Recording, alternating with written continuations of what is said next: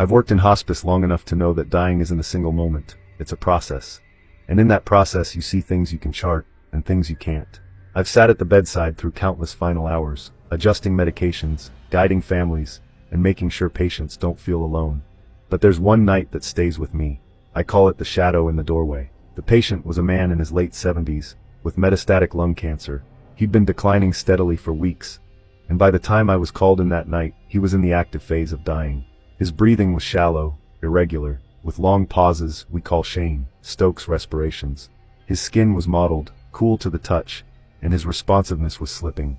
I did what I always do, checked his comfort measures, made sure his morphine drip was steady, confirmed oxygen was in place, and repositioned him slightly with pillows, so his breathing wasn't labored. Families often think the oxygen is keeping their loved one alive, but in hospice we explain it differently.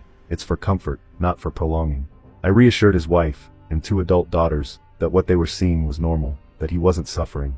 The room itself was quiet, just the low hum of the concentrator, the sound of his uneven breathing, and the faint creak of the old house settling. As hospice nurses, we learn how to sit with families in that silence. Some want to talk about memories. Some want to ask questions over and over. How much longer? Is he in pain? Does he know we're here?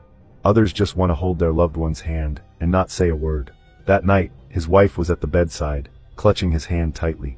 The daughters sat just outside the doorway in the hallway, whispering to each other, occasionally breaking down in tears. I stayed close, monitoring but also present, because presence itself is part of the care. It happened quickly. He stirred for the first time in hours, his eyes fluttering open. He seemed to focus on something by the doorway, though no one was standing there. His breathing hitched, and with surprising strength, he lifted a trembling hand and pointed. In a hoarse whisper, he said, "Not yet, please, not yet."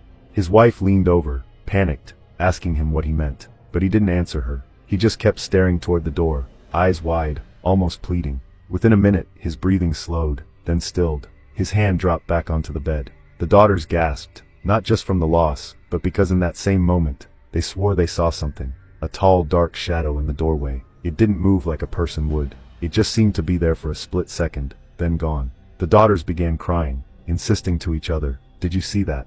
You saw it, right?"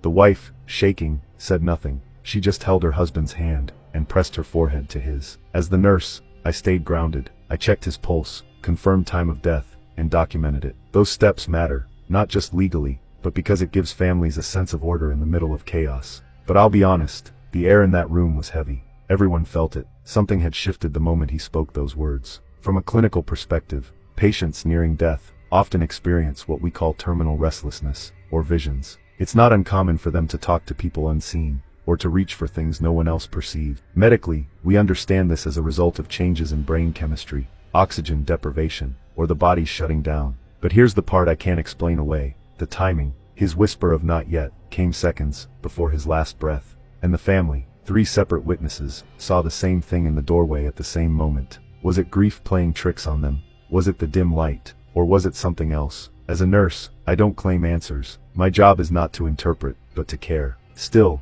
I carry that memory.